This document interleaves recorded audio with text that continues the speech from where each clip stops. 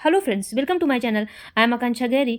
आज मैं आपको जीएस दृष्टि के उत्तर प्रदेश के नेक्स्ट लेक्चर पढ़ाने जा रही हूँ। देखिए, इसकी खास बात यह है कि इसमें चित्रात्मक प्रस्तुति की गई है। मीन्स सभी टॉपिक को बहुत ही अच्छे से चित्र के माध्यम से और रे डायग्राम के माध्यम से कवर किया गया है। देखिए, अगर आप कोई भी एग्जाम देने जा रहे हैं तो आप इस सीरीज को अवश्य देख कर जाएँ, आपको निश्चय इसमें लाभ मिलेगा। देखिए, मेरा टारगेट आप यही है कि आप कम समय में पढ़िए और जो आपका आउटपुट हो वो मैक्सिमम हो। आप देख रहे हैं कि ये इस बुकलेट आपने और भी इसकी सीरीज देखी होगी, तो आप ये जो एग्जाम हुए हैं उसमें डायरेक्टली और इनडायरेक्टली क्वेश्चन उसी बुक से ही आए हुए हैं। यानी कहने का मतलब है जो आई दृष्टि है घटना चक्र वाली, बहुत इंपॉर्टेंट है आपके रिवीजन की दृष्टि से, तो इंपॉर्टेंट है ही है। बट जो स्टूडेंट पहली बार भी पढ़ रहे हैं वो भी ये सीरीज देख सकते हैं। और हाँ, अगर आप यूपी के कोई भी एग्जाम देने जा रहे हैं तो आप इस सीरीज को पूरी देख के जाइएगा और आपको जितने भी क्वेश्चन हो यूपी से आएंगे और करंट पढ़ लेंगे, सारे क्वेश्चन इसी बुकलेट से ही मिल जाएगा।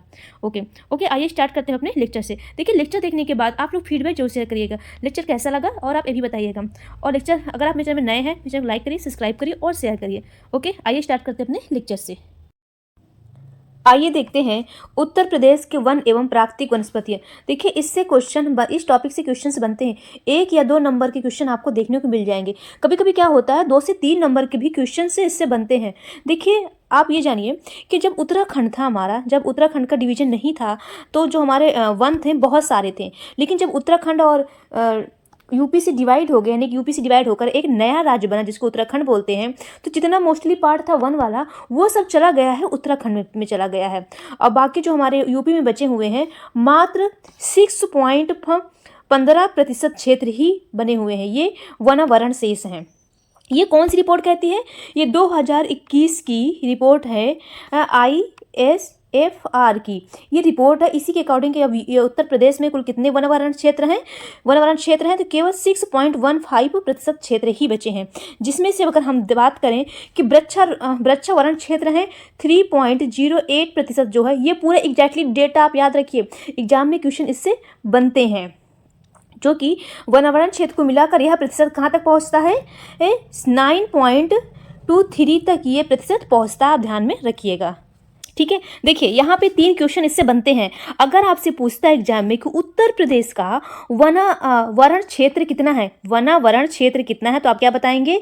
6.15% जो क्षेत्र है ये वनावरण है। कौन से हैं? वनावरण है। अगर आपसे ये पूछता है कि वृक्षावरण क्षेत्र कितने हैं, तो वृक्षावरण क्षेत्र जो कि है 3.08% जो है ये वृक्षावरण क्षेत्र है।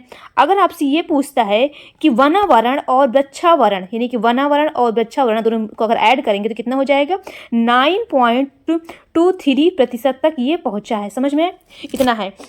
यानी कि इससे 3 क्वेश्चन है। अगर आपसे पूछता है कि वृक्षावरण कितने, वृक्ष कितने हैं, तो 3.808 है। अगर आपसे पूछता है वन कितने हैं, तो 6.15% वन है। अगर पूछता है कि वनावरण और वृक्षावरण दोनों कितना है, तो आप बताएंगे 9.23%। ठीक है, ये डेटा याद रखिएगा।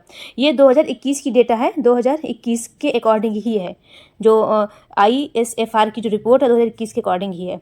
अब आइए देखते हैं हम लोग विस्तार से। देखिए, उत्तराखंड के गठन के कारण उत्तर प्रदेश का अधिकांश वन क्षेत्र उत्तराखंड में चला गया। वर्तमान में उत्तर प्रदेश के मात्र 6.15% पर वो जो रिपोर्ट है ISFR 2021 के अकॉर्डिंग कितनी है इसका वनावरण शेष है, जिसमें से वृक्षावरण को अगर मिला दिया जाए तो 9.23% तक ये पहुँचता है। ये अभी मैंने आपको डिटेल में बता दिया है। अब आइए हम देखते हैं उत्तर प्रदेश की वन नीतियाँ। आप ये समझिए कि उत्तर प्रदेश की वन नीति, जब प्रथम वन नीति आई थी, आपसे पूछा जाता है कि प्रथम वन नीति कब आई थी, तो आप कब बताएंगे? 1952 में प्रथम वन नीति आई थी और द्वितीय वन नीति आई थी 1988 में द्वितीय वन नीति आई थी। अब देखिए, नीति तो आ गई थी 1988 से, लेकिन नीति का जो संचालन है ये किया गया है वर्ष 1998 से। उत्तर प्रदेश वन नीति का संचालन है, नीति जो कि आ गई थी 1988 में आ गई थी और संचालन 10 साल बाद किया गया, ठीक है, 1998 में। वर्तमान स्थिति, वन राज्य वन नीति 2017 लागू हुई है। उत्तर प्रदेश वन नीति 1998 के स्थान पर देखिए क्या हुआ, जो अब वन नीति चल रही है इसके स्थान पर अब कौन सी चल रही है वन नीति? 2017 के अकॉर्डिंग। लेकिन आपको पता होना चाहिए कि प्रथम वन नीति कब आई है और जो नीति बनी है द्वितीय वन नीति कब आई है, इसका संचालन क्या है। कभी कभी इससे क्वेश्चन बन जाते हैं। अब आइए हम देखते हैं नेक्स्ट। देखिए, ये कुछ है वनों से लाभ है, वनों से लाभ है। आपसे पूछ लिया जाता है कि कत्था की प्राप्ति के हेतु हमें किस वृक्ष का प्रयोग करते हैं। देखिए इससे क्वेश्चन बना हुआ है एक बार कि कत्था की प्राप्ति हेतु किस वृक्ष का प्रयोग करते हैं, तो कौन सा वृक्ष है, वो खैर वृक्ष का प्रयोग करते हैं। ये एक दो बार आप पढ़ लेंगे ना तो आपको याद हो जाएगा। कागज उद्योग में बेंत एवं बांस का प्रयोग किया जाता है। किसका प्रयोग किया जाता है? बेंत एवं बांस का प्रयोग करके कागज बनाया जाता है, यानी कागज इंडस्ट्री में इसी का यूज होता है। अब नेक्स्ट आइए, रेलवे लाइनों के स्लीपरों के रूप में जो पहले क्या होती थी, ट्रेन में जो स्लीपर होती थी, स्लीपर की जो सीटें होती थी उसमें जो सीट बनी होती थी वो साल के वृक्ष से बनी होती थी। चीड़ और सागौन और देवदार आदि वृक्ष का प्रयोग करके ही बनाई जाती थी। ठीक है, तो देखिए इससे क्वेश्चन बना हुआ है। आप जब प्रीवियस ईयर क्वेश्चन पेपर लगा रहे होंगे ना तो आपको इससे क्वेश्चन मिले होंगे कि जो रेलवे लाइन के जो स्लीपर में है वो किस वृक्ष का यूज किया जाता है उसको बनाने में। तो आप क्या बताएंगे? साल, चीड़, सागौन, देवदार आदि वृक्षों का प्रयोग किया जाता है। अब आइए, ये कई बार क्वेश्चन पूछा गया कि बीड़ी बनाने हेतु किस वृक्ष के पत्तों का प्रयोग किया जाता है, तो कौन सा वृक्ष है? वो तेंदु वृक्ष के पत्तों का प्रयोग किया जाता है। इमारती लकड़ी के रूप में साल, सागौन का प्रयोग किया जाता है। जो भी बनाया जाता है इसमें साल और सागौन वृक्ष का ही यूज किया जाता है, उसी की लकड़ी का ही यूज किया जाता है। अब आइए एक और है, देखिए बिरोजा एवं तारपीन के तेल की प्राप्ति हेतु चीड़ वृक्ष के राल का प्रयोग किया जाता है। जो बिरोजा है और तारपीन के तेल के की प्राप्ति हेतु चीड़ वृक्ष के राल का ही प्रयोग किया जाता है। अब आइए नेक्स्ट देखते हैं हम लोग। देखिए यहाँ से क्वेश्चन बन जाती है, अभी आपको 2021 का ही पढ़ना पड़ेगा। हाँ, अभी अगर उसकी रिपोर्ट आ जाएगी 2023 की तो फिर लेटेस्ट डेटा आप उसको पढ़ लीजिएगा। अब देखिए उत्तर प्रदेश की वन स्थिति रिपोर्ट, कुल वनवरण क्षेत्र कितना है? कुल वनवरण अगर क्षेत्र की बात करिए, देखिए आप परसेंटेज में याद रखिए, परसेंटेज ही मोस्टली पूछता है। तो कितना है? उत्तर प्रदेश के कुल भौगोलिक क्षेत्रफल का लगभग कितना वनवरण है? अभी बताया मैंने 6.15% है। अब आइए इसमें देखिए अति सघन वन कितने हैं? कुल भौगोलिक क्षेत्र का 1.09% अति सघन वन है। और मध्यम सघन कितने हैं? 1.67% कुल भौगोलिक क्षेत्र का कितने हैं? 1.67% मध्यम सघन क्षेत्र। सघन मतलब समझ रहे हैं, डेंसिटी से रिलेटेड है। ठीक है, कितने डेंस? अति डेंस है 1% लगभग है, 1.09 है। मध्यम है 1.67 है। खुले वन कितने हैं? 3.39% खुले वन है कुल भौगोलिक क्षेत्र का। देखिए कभी कभी ये पूछ लिया जाता है, देखिए यहाँ से क्वेश्चन बनते हैं, यहाँ से उत्तर प्रदेश के कुल भौगोलिक क्षेत्रफल का कितना प्रतिशत वनावरण है, ये याद रखिएगा। और देखिए कभी कभी पूछ लिया जाता है कि झाड़ियाँ कितनी हैं, तो कितने हैं? तो झाड़ियाँ हैं 0.23% झाड़ियाँ हैं। आप ये याद रखिएगा, कुल क्षेत्रफल का यानी कुल क्षेत्र का 0.23% झाड़ियाँ हैं, याद रखिएगा। अब आइए देखिए, बस इसमें इतना याद रखिएगा, अधिकतम वन क्षेत्र प्रतिशत वाले सोनभद्र है। फिर कभी कभी क्या होता है ना, आपसे अवरोही क्रम और आरोही क्रम पूछ लिया जाता है, तो आप एक बार पढ़ लीजिए यार, वरना याद रखिएगा। अधिकतम वन क्षेत्र कहाँ है? सोनभद्र है। सोनभद्र हो गया, चंदौली हो गया, चित्रकूट हो गया। सोनभद्र, चंदौली और चित्रकूट। न्यूनतम वन क्षेत्र प्रतिशत वाले जिले कौन से हैं? भदोही, मैनपुरी, देवरिया। केवल आप ये याद रखिएगा कि न्यूनतम वन क्षेत्र प्रतिशत वाले जिले कौन से हैं? भदोही हैं। अब आइए अधिकतम वन क्षेत्रफल वाले जिले। देखिए अभी तक मैं आपको बता रही थी प्रतिशत वाले, अधिकतम वन क्षेत्र प्रतिशत वाले, लेकिन अब मैं आपको बता रही हूँ अधिकतम वन क्षेत्रफल यानी एरिया वाइज। तो एरिया वाइज भी हमारा कौन सा है? तो सोनभद्र ही है, याद रखिएगा। न्यूनतम वन क्षेत्रफल वाले कौन से? भदोही हैं। देखिए अगर कोई कुछ भी आए, कितना आसान है याद रखना कि चाहे क्षेत्रफल आए चाहे परसेंटेज आए, दोनों आपको लगाना है। अधिकतम में सोनभद्र लगाना है और अगर न्यूनतम पूछा है तो दोनों में भदोही लगाना है। ठीक है, बस आप इतना याद रखिएगा। और अगर पढ़ना है तो सोनभद्र अधिकतम में आएगा, फिर लखीमपुर खीरी, फिर मिर्जापुर, और न्यूनतम में भदोही, मऊ, मैनपुरी। कभी कभी पूछ लिया जाता है, बट इतना इंपॉर्टेंट नहीं है। आपको पढ़ना है, एक बार पढ़ सकते हैं क्योंकि यूपी का है ना, तो थोड़ा सा ध्यान में रख सकते हैं। भदोही, मऊ, मैनपुरी। अब आइए देखिए उत्तर प्रदेश में वनों के प्रकार। आइए देखते हैं। उष्णकटिबंधीय कंटीली झाड़ियाँ हैं, उष्णकटिबंधीय आर्द्र पर्णपाती वन पाए जाते हैं, और उष्णकटिबंधीय शुष्क पर्णपाती वन। क्या है? उष्णकटिबंधीय शुष्क पर्णपाती वन, आर्द्र पर्णपाती वन और उष्णकटिबंधीय कंटीली झाड़ियाँ। ये उत्तर प्रदेश के वनों के प्रकार हैं। अब आइए देखते हैं हम उत्तर प्रदेश वन महोत्सव। जो उत्तर प्रदेश का वन महोत्सव जो है ये प्रारंभ हुआ था हमारा, कब हुआ था? जुलाई 1952 को ये प्रारंभ हुआ था। वन महोत्सव सप्ताह मनाया जाता है। आपसे पूछा जाता है एग्जाम में कि वन महोत्सव सप्ताह मनाया जाता है 1 से 7 जुलाई, प्रतिवर्ष जुलाई का प्रथम सप्ताह। प्रतिवर्ष जुलाई का प्रथम सप्ताह आप याद रखेंगे तो वन महोत्सव सप्ताह मनाया जाता है। अब आइए नेक्स्ट, वन महोत्सव आंदोलन का मूल आधार क्या है? वृक्ष का अर्थ जल है, जल का अर्थ रोटी है और रोटी ही जीवन है, इसी का मूल आधार है। अब आइए नेक्स्ट देखते हैं हम लोग, वनों पर आधारित उत्तर प्रदेश के प्रमुख उद्योग एवं संबंधित क्षेत्र एवं जिले हैं। आइए देखते हैं। देखिए, जो कागज उद्योग कई बार पूछे जाते हैं, ये उद्योग से क्वेश्चन बनते हैं। देखिए क्वेश्चन बनते हैं यहाँ से, तो आपको ध्यान में दीजिएगा। जहाँ से क्वेश्चन बनते हैं मैं आपको बताऊंगी। कागज उद्योग कहाँ से बनता है, कहाँ का कागज उद्योग कहाँ है? तो ये सहारनपुर में है। लकड़ी के खिलौने मोस्ट इंपॉर्टेंट है, वाराणसी है और सोनभद्र है। लकड़ी के खिलौने वाराणसी भी है और सोनभद्र कई बार पूछा गया। खेल का सामान याद रखिएगा, मेरठ से। खेल का सामान मेरठ से। बीड़ी, चीनी, मिट्टी के खिलौने, ये सब कहाँ बनते हैं? मिट्टी के खिलौने सहारनपुर, बरेली, झांसी, मिर्जापुर। बीड़ी भी अगर पूछे, अगर उसमें दिया रहेगा, देखिए ऑप्शन उसमें ऐसे दिया रहेगा ना, तो आप क्लिक कर ले जाएंगे, ठीक है। तो बीड़ी ही, चीनी, मिट्टी के खिलौने, ये मिर्जापुर, झांसी, बरेली और सहारनपुर से बनती है।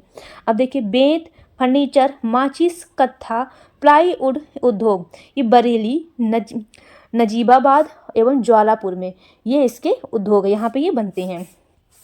अब आइए नेक्स्ट देखिए हम लोग, उत्तर प्रदेश में वनों से संबंधित महत्वपूर्ण कार्यक्रम एवं योजनाएं क्या हैं? देखिए योजनाएं से भी क्वेश्चन बनते हैं। देखिए, सामाजिक वानिकी कब आया था? सामाजिक वानिकी योजना जो आया था वर्ष 1979 में आया था। बांस रोपण एवं वन सुधार योजना आई थी वर्ष, अब देखिए एक बार पढ़ लीजिएंगे ना इसको, तो अगर ये क्वेश्चन आएगा ना मिलान में, तो आप क्लिक कर ले जाएंगे, क्योंकि सामाजिक योजना से क्वेश्चन बना हुआ है, ठीक है। तो जो बांस रोपण एवं वन सुधार जो योजना है वर्ष 2007 से 8 में हुआ है। वृक्षारोपण का भी विस्तार भी 2007 से 2008 के बीच में हुआ है।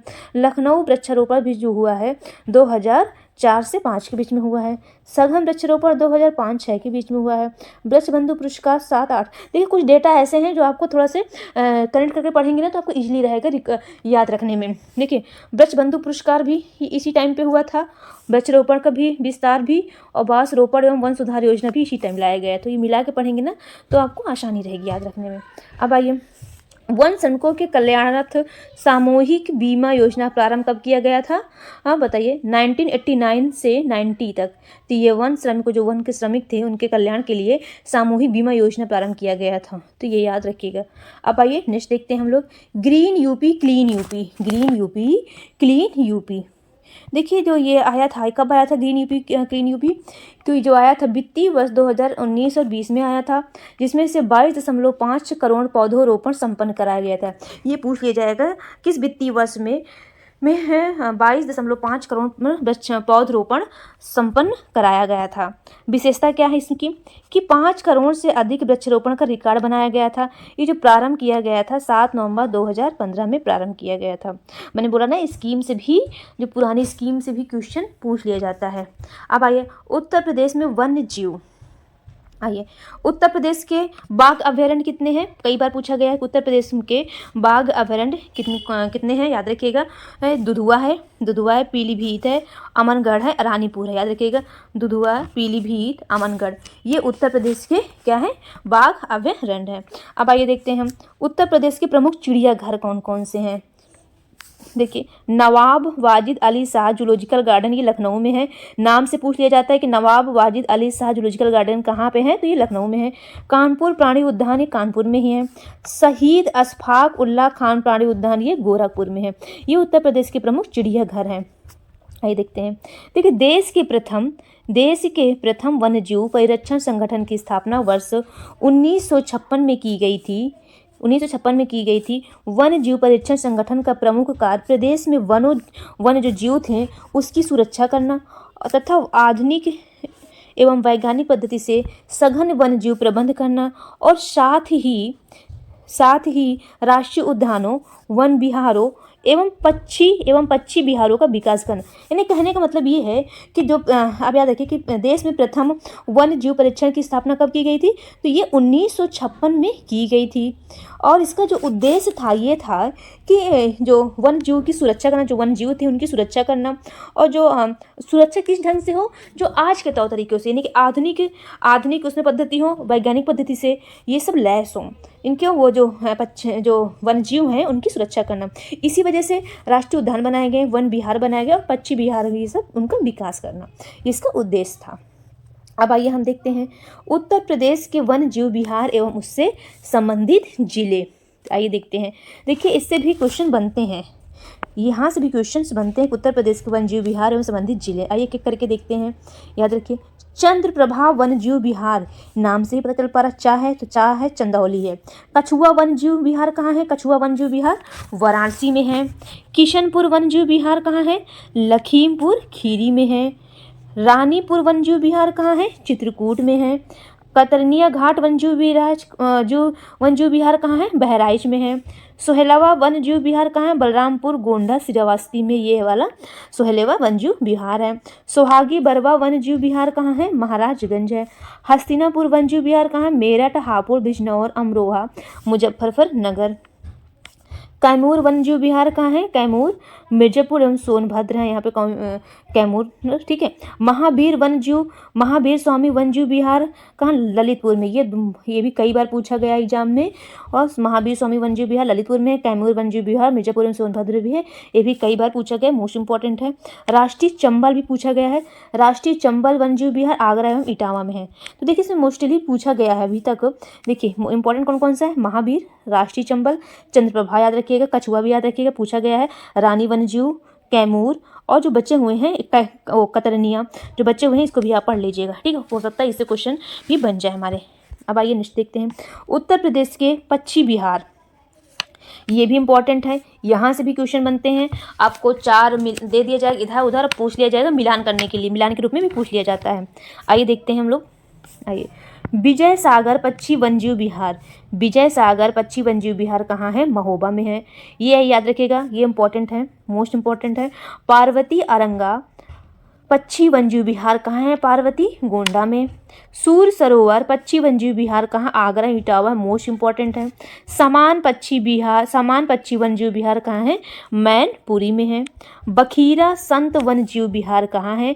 संत कबीर नगर में है। सेखा झील पक्षी वन्यजीव विहार कहाँ है? अलीगढ़ में है। जयप्रकाश नारायण सुरहाताल पक्षी वन्यजीव विहार कहाँ है? सुरहाताल पक्षी वन्यजीव विहार सुरहाताल के नाम से आता है, आ भी सकता है, जयप्रकाश नारायण के नाम से भी आ सकता है। तो ये कहाँ है? बलिया में है। अब आइए नेक्स्ट देखते हैं। शहीद चंद्रशेखर आजाद नवाबगंज पक्षी वन्यजीव विहार कहाँ है? उन्नाव। अगर आपसे पूछता है नवाबगंज पक्षी वन्यजीव विहार कहाँ? उन्नाव, लेकिन और अब नाम क्या हो गया? शहीद चंद्रशेखर आजाद और पक्षी वन्यजीव विहार कहाँ? उन्नाव में। समसपुर पक्षी वन्यजीव विहार कहाँ है? रायबरेली में। पटना वन्यजीव विहार कहाँ है? एटा में। लाख बहोसी पक्षी वन्यजीव विहार कहाँ है? कन्नौज में। सांडी पक्षी वन्यजीव विहार कहाँ है? हरदोई में। ओखला पक्षी वन्यजीव विहार कहाँ है?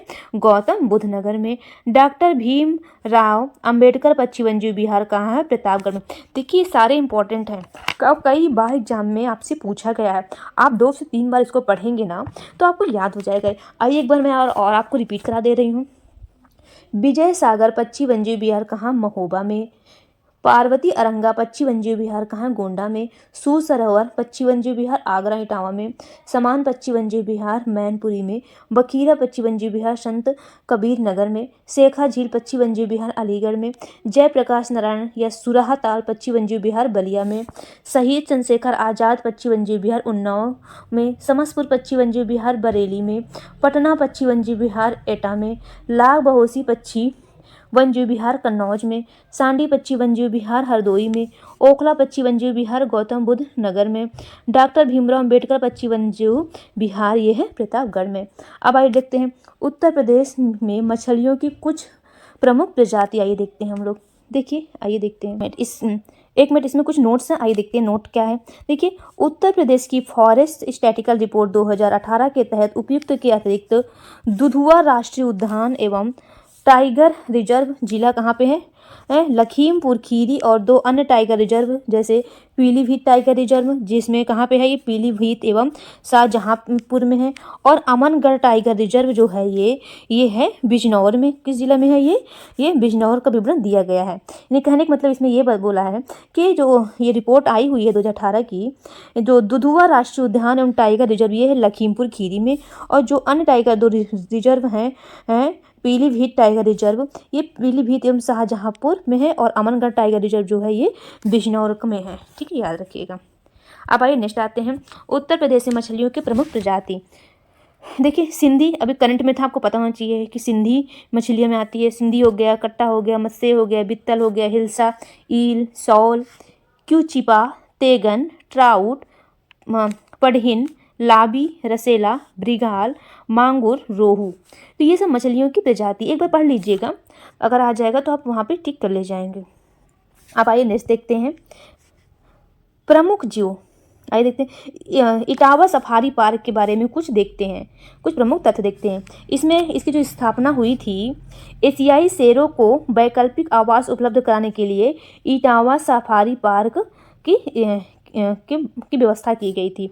और ये पर्यटन विकास के लिए भी इसकी स्थापना की गई थी। इसमें प्रमुख जीव कौन कौन से देखने को मिलेंगे आपको? शेर, हिरण, हाथी, तेंदुआ, भालू। ये इसमें है इटावा सफारी पार्क में, ये प्रमुख इसमें जीव हैं, आप ध्यान में रखिएगा। नेक्स्ट आइए हम देखते हैं वन जीव संरक्षण हेतु योजनाएं। कौन कौन सी योजनाएं आई हैं? मयूर संरक्षण केंद्र वृंदावन मथुरा में है। मयूर संरक्षण केंद्र कहाँ है? वृंदावन मथुरा में। कछुआ पुनर्वास योजना, गंगा नदी प्रदूषण निवारण के लिए कछुओं के संरक्षण के लिए कछुआ पुनर्निवास योजना बनाई गई है। अब देखिए घड़ियाल प्रजनन एवं पुनर्वास योजना, मगरमच्छ एवं घड़ियालों के संरक्षण हेतु ये योजना बनाई गई है। तो ये कुछ योजनाएं हैं, जब थोड़ा सा ध्यान ले लेंगे ना, एग्जाम में आ जाएगा तो टिक कर ले जाएंगे। अब आइए नेक्स्ट देखते हैं। ये कई बार पूछा गया है कि उत्तर प्रदेश का सबसे पुराना वन जीव विहार कौन सा है?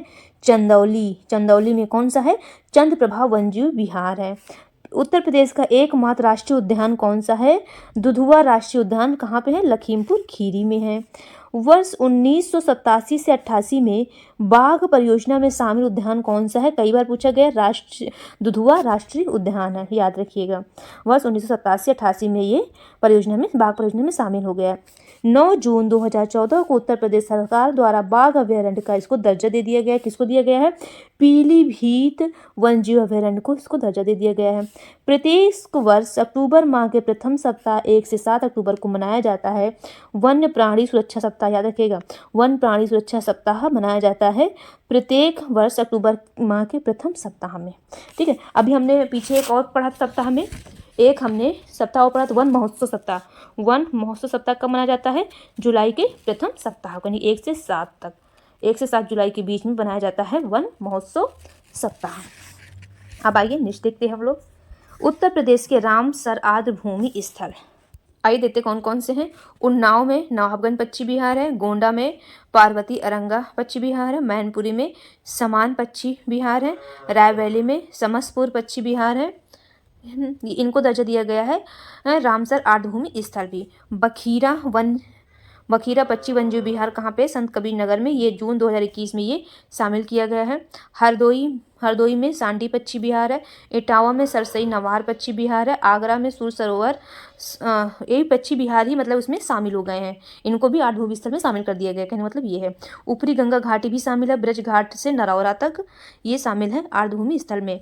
और मुजफ्फरनगर और बिजनौर हैदरपुर आर्द्र भूमि में भी ये शामिल हो गया है। तो ये थे हमारे उत्तर प्रदेश के रामसर साइट्स थे। ओके, याद रखिएगा आप। ओके फ्रेंड्स, आज के लिए इतना ही करते हैं। नेक्स्ट डे लेक्चर कंटिन्यू करेंगे। आपको लेक्चर कैसा लगा फीडबैक जरूर शेयर करिएगा। Okay friends, thank you.